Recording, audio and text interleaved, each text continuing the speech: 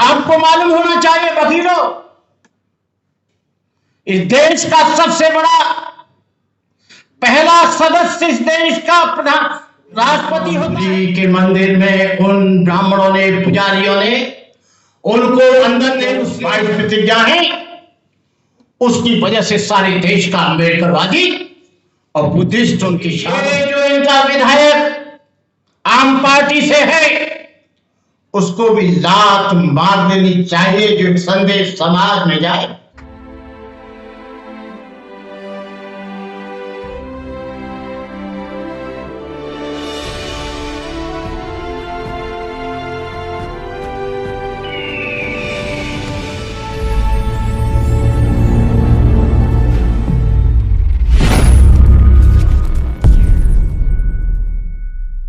उनके आयोजक, संयोजक, समस्त एडवोकेट समुदाय और सभी यूट्यूबर्स और तमाम जो श्रोतागण हैं, मेरे से पहले कई वक्ताओं ने अपना अपना वक्तव्य दिया और बाबा साहब के बारे में, व्यक्तिगत बारे में, social freedom, religious freedom, choice freedom, ये सब इस मुल्क में मुझे ऐसा लगता है कि संभव नहीं है। बाबा साहब डॉक्टर अम्बेडकर ने जब 26 नवंबर 1949 को संविधान बनाकर दिया और 26 जनवरी 1950 को जब संविधान लागू हुआ, इंप्लीमेंट हुआ, बाबा साहब डॉक्टर अम्बेडकर एक कोने में बैठकर रो रहे थे। इसी 26 पुरानीपुर रोड पर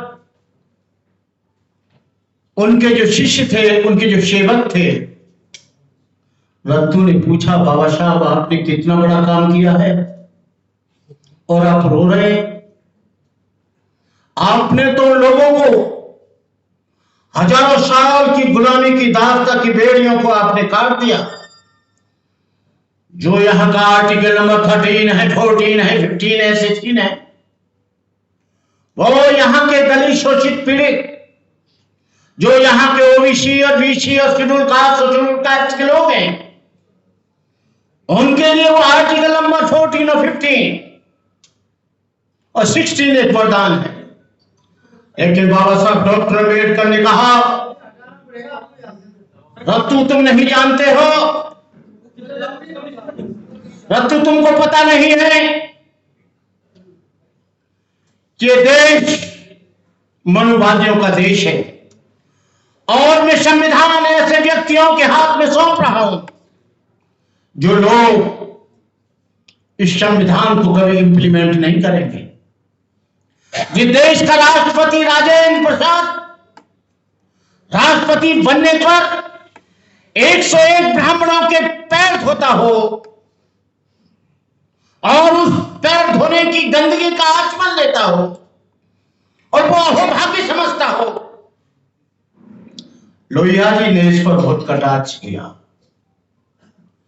लोहिया जी ने कहा, कोई कल्पना नहीं की जा सकती कि यहां पर लोकतंत्र और डेमोक्रेसी जिंदा रहेगी, जमहूरियत यहां जिंदा रहेगी, आदमी का अधिकार जिंदा रहेगा। बाबा साहब डॉक्टर अम्बेडकर ने आज से पहले कह दिया था। आपको मालूम होना चाहिए वकीलों,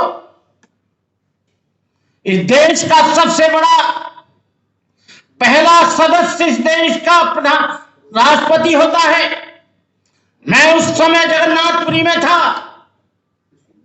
और सब धर्म सम्मेलन में ब्रह्मा कुमारी के लोगों ने मुझे बौद्धों की तरफ से प्रतिनिधित्व करने के लिए बुलाया था। राष्ट्रपति गए, लेकिन जगन्नाथपुरी के मंदिर में उन ब्राह्मणों ने, पुजारियों ने उनको अंदर नहीं घुसने दिया। ये वीडियो है, मैं झूठ नहीं बोल रहा हूं, यहां पे समस्त अखबार में आया। जिस देश में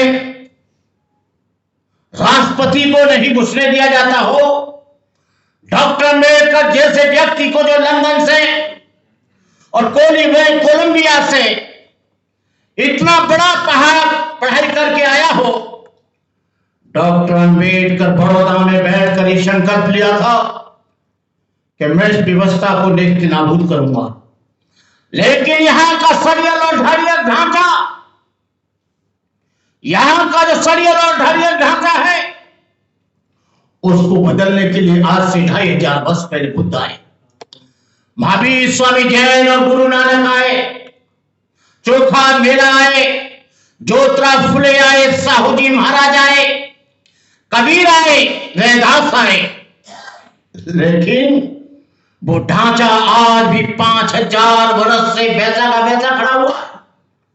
मैंने अपने 46 वर्ष के संन्यास में, आज मेरी उम्र 75 में स्टार्ट हो गई है। 8 अक्टूबर से राजेंद्र पाल बहुत छोटे थे जब से मैं मिलता हूं, LLB कर रहे थे। राजेंद्र पाल से मेरा बहुत पुराना संबंध है। राजेंद्र पाल एक अच्छे व्यक्ति हैं, लेकिन वो किस हड़बड़ी में हैं, क्या कारण है कि उन्होंने इस्तीफा दे दिया? वो जाने, हमें इस बात का पता नहीं। लेकिन उनकी जो 22 प्रतिज्ञा है, उसकी वजह से सारे देश का अम्बेडकरवादी और बुद्धिस्ट उनके साथ है। नागपुर में उनका स्वागत कराया, गुजरात में उनका स्वागत कराया, देश के कोने कोने में स्वागत हो रहा है। लेकिन हम चाहते थे कि ये जो इनका विधायक आम पार्टी से है, उसको भी लात मार देनी चाहिए, जो एक संदेश समाज में जाए। क्यों? ये देश 4 स्तंभों से चलता है। आप तो पढ़े लिखे लोग हैं, वकील हो, मैं तो वकील नहीं हूं। मैं तो फिलॉसफी का स्टूडेंट रहा हूं, और फिलॉसफर तो जो जानते हैं आप, आधा पागल होता है, उसे कुछ ज्यादा मालूम नहीं होता कानून वानून के बारे में। लेकिन यहां के 4 स्तंभ हैं जिससे देश चलता है, जो हमारा संविधान चलाता है। न्यायपालिका, कार्यपालिका, विधायिका और मीडिया, चारों स्तंभों पर आप जिनसे लड़ाई लड़ रहे हो उनका कब्जा है। न्यायालय में चले जाओ, वो बैठे हैं। कार्यपालिका में एडमिनिस्ट्रेशन चले जाओ, वो बैठे हैं। विधायिका में चले जाओ, आप उन्हें चुनकर भेज देते हैं, वो बैठे हैं। और मीडिया पर तो आज जो हमारा सोशल मीडिया, जो हमारे गरीब लोग हैं, वो हमारी आवाज को लोगों तक पहुंचाने का काम कर रहे हैं। लेकिन जो सोशल मीडिया का काम करते हैं, उनको हम हेल्प नहीं देते। उनका थोड़े दिन सोशल मीडिया चलता है, जो दूसरे मनुवादी मीडिया उनके पीछे काटा बिल्ला डाल दिया है। लेकिन हम नौकरी करते हैं, 4 पैसे कमाते हैं, इन सोशल मीडिया वालों को भी थोड़ा थोड़ा कुछ हेल्प करना चाहिए। मैं हमेशा इन लोगों को प्रोत्साहित करता हूं, हमेशा इन लोगों को साथ देता हूं। मेरा कहने का मतलब यह है, मैं ज्यादा देर तक नहीं बोलूंगा क्योंकि मुझे 10 मिनट दिए हैं। हम लोग, हमारा समाज सोडा वाटर की बोतल है, खोला ढक्कन तो ऊपर तक फप से बाहर निकल गई गैस, और थोड़े दिन तक बात सब शांत हो गया। एट्रोसिटी एक्ट चला, बिना लीडर के चला, बिना लीडर के चला, और सोशल मीडिया पर सारा आया। 12 बच्चे उसमें शहीद हुए, मारे गए 18 से 25 वर्ष के लोग। मेरा कहने का मतलब यह है, अब भाषण देने का समय समाप्त हुआ है। लोकतंत्र तरीके से शहादत और बलिदान आपको देना पड़ेगा। आपकी फ्रीडम, आपकी जमहूरियत, आपकी स्वतंत्रता, उसके लिए बलिदान चाहती है। ये लोग इतनी आसानी से आपको स्वतंत्रता नहीं देंगे। अरे आप बात करते हो, कब तक गाते रहोगे इसको कि मैंने नल छू लिया, मैंने घड़ा छू लिया, मैंने बाल्टी छू ली, मैंने ये छू लिया, मैंने लोटा छीन लिया। अरे वो तो आज भी हो रहा है। इंद्र मेघवाल जैसे बच्चे को, 9 वर्ष के बच्चे को मार दिया जाता है। अजितेंद्र जैसे व्यक्ति को मूंछ रखाने पर कत्ल कर दिया जाता है। कासगंज में बरात को छलने नहीं दिया जाता है। आपको मंदिरों में पिटाई होती है, कथा होती है तो आपको पीट पीट के भगा दिया जाता है। आपके संविधान को इसी धरती पर जलाया जाता है। केवल इस पार्लियामेंट की बगल में जहां पर लोग बैठे हैं, 135 लोग पार्लियामेंट में, उनके कान पर जू नहीं लगती है। रिजर्व सीट से आते हैं, लेकिन जो यहां का रिजर्व सीट का आदमी है, एससी का आदमी है, एसटी का आदमी है, बैकवर्ड का आदमी है, ओबीसी का आदमी है, उस पर जुल्म होता है, अत्याचार होता है, उनकी बहन बेटियों के साथ बलात्कार होता है। आप कब तक कहोगे कि हमारा ये फ्रीडम ऑफ चॉइस? इस देश में कल्पना मत करना 60 वर्ष गुजर गए, अब आपकी फ्रीडम की चॉइस है। चॉइस का मतलब है बोलने का अधिकार, चलने का अधिकार, खाने का अधिकार। लेकिन यहां गाड़ी में आता है, गुजरात में कोई नया लड़का तो गाड़ी को तोड़ दिया जाता है। अम्बेडकर की शर्ट पहन कर आता है तो उस शर्ट को फाड़ दिया जाता है। यदि वो उनके मरे हुए पशुओं को नहीं उठाता है तो उनके हाथ बांध कर, पैर पर छड़कर, ऊपर छड़कर उनको पूरे बरसाए जाते हैं। अरे कहां फ्रीडम ढूंढ रहे हो? अपने हाथ में फ्रीडम लो। मुझे राहुल नागपाल जानता है, मुझे राजेंद्र पाल जानता है। मेरे ऊपर जुल्म हुआ, मैंने कभी एफआईआर नहीं की। उस जुल्म का बदला मैंने लिया। मैं सेंट्रल जेल में 1.5 साल तक फतेहगढ़ सेंट्रल जेल में रहा। मैंने कभी आह नहीं की। ये जो बच्चा है चंद्रशेखर आजाद, इसको छुड़ाने वाला, इसको हेल्प करने वाला भरते करुणा करे, मैं चुपचाप काम करता हूं। राहुल नागपाल जानता है। राहुल नागपाल, एडवोकेट सुरजीत, बालक राम, हम तीनों 2-2, 4-4, 10-10 बार जेल में गए। वहां कहता था कि हमको छुड़ा लो।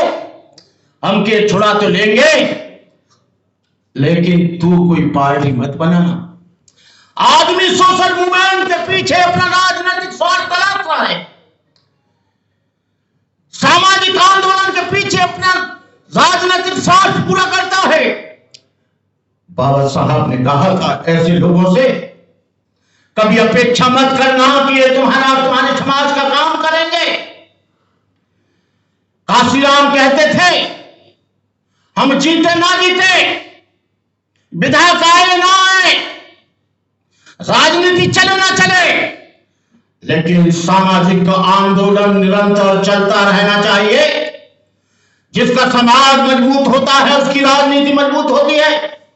जिसका समाज मजबूत होता है उसकी सत्ता परिवर्तित होती है। यह सत्ता और व्यवस्था का चक्कर है। यहां पर सामाजिक परिवर्तन कब आएगा? जब यहां पर सत्ता बदलेगी। और सत्ता को कौन बदलेंगे? आप लोग बदलेंगे। कल एक बैकवर्ड का आदमी था, उसने मेरे से कहा, पंडित जी राम मंदिर तो बन गया और हमारा कल्याण भी राम मंदिर करेगा। हमने कहा तुम्हारे बैकवर्ड के लोग, विनय कटियार बजरंग दल का अध्यक्ष है, उमा भारती तमाम प्रतिनिधित्व करती है आरएसएस का, बीजेपी का। कल्याण सिंह कहा करते थे कि मैं राम मंदिर के लिए हजारों बार फांसी पर लटक जाऊंगा, लेकिन राम मंदिर की निर्माण कमेटी में एक भी बैकवर्ड बोर्ड नहीं रखा गया। राम मंदिर के ट्रस्ट में एक भी SC ST बैकवर्ड के आदमी को नहीं रखा गया। तो मैं कहता हूं कि आप लोग कहीं नहीं हैं, आपके छलावा करते हैं ये लोग बहुत बेईमान लोग हैं। अंबेडकर का फोटो लगाकर आपके सारे फोटो को ले लेते हैं। आप लोग बहुत इमोशनल हो, बहुत भावुक हो। मेरा मतलब आपसे नहीं है, आपके समाज से है, पिछड़ा वर्ग से है। केजरीवाल ने बाबा साहब अंबेडकर और भगत सिंह का फोटो लगाया, लोगों ने सटासट वोट दे दिया। वाल्मीकि भाइयों को झाड़ू दिखाया, ये तुम्हारा झाड़ू है, फटाफट वाल्मीकियों ने वोट दे दिया।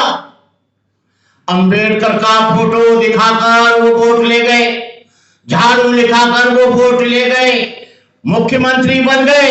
मैं कहना चाहता हूं कि अब केजरीवाल जी, आपको पूछना चाहता हूं, डॉक्टर अंबेडकर तो किसी भी उसको मानते नहीं थे। 22 प्रतिज्ञाएं आज से नहीं है, 17वां वॉल्यूम बीजेपी ने छपाया, 40वां वॉल्यूम बीजेपी ने छपाया, और उसमें बाबा साहब की प्रतिज्ञाएं। तुम्हारे ये गडकरी जी 6 तारीख को 5 तारीख को मैं नागपुर में था। गडकरी जी, फडणवीस जी, रामदास आठवले जी और तमाम बीजेपी के लोग वहां पर थे। और उस पंडाल में सुरेश ससाई की अध्यक्षता में 22 प्रतिज्ञाएं दी गई। 22 प्रतिज्ञाओं को आपने क्यों इतना वायविला मचा दिया है पूरे देश में? क्या मुसलमान तुम्हारे नाम को नहीं मानेगा तो क्या उसको निकाल दोगे? ईसाई नहीं मानेगा तुम्हारे राम और कृष्ण को तो क्या निकाल दोगे? ये भारतीय संविधान धर्मनिरपेक्ष देश है और इस बात की गवाही देता है कि कोई भी आदमी किसी भी धर्म को मान सकता है, किसी भी विचारधारा को मान सकता है, किसी भी आइडियोलॉजी को मान सकता है, किसी भी फिलॉसफी को मान सकता है, किसी भी दर्शन को छोड़ सकता है, किसी भी दर्शन को अंगीकार कर सकता है। ये तुम्हारी बपौती जागीरदारी नहीं है कि संविधान को विपरीत आप काम कर रहे हो, संविधान के आर्टिकलों को कुचल रहे हो, संविधान की धाराओं को कुचल रहे हो, आदमी की फ्रीडम, आदमी की जमहूरियत, आदमी का जो आपका सिद्धांत है उसको भी तुम कुचल रहे हो। अरे 22 प्रतिज्ञाएं यदि राजेंद्र पाल नहीं मानता है, और 22 प्रतिज्ञाएं राजेंद्र पाल की नहीं है, 22 प्रतिज्ञाएं भंते करुणाकर की नहीं है, 22 प्रतिज्ञाएं किसी और की नहीं है, ये बोधिसत्व डॉक्टर बाबा साहब अम्बेडकर की 14 अक्टूबर 1956 की है। आप लोग बाबा साहब पर मुकदमा चलाओ, हम लोगों पर नहीं। इन्हीं शब्दों के साथ मैं आप लोगों से कहना चाहूंगा कि मिटा दो जमाने से कुंबा परस्ती, मिटा दो लुटेरों की शोषण की हस्ती, मिटा दो ये जातीयता वाली बस्ती, मिटा दो गरीबों की फाका परस्ती। जब तक है चांद सितारे, जब तक है धरती अंबर, भारत ऋणी रहेगा उसका, अमर रहेगा अम्बेडकर। जय भीम, नमो बुद्धाय, जय भारत।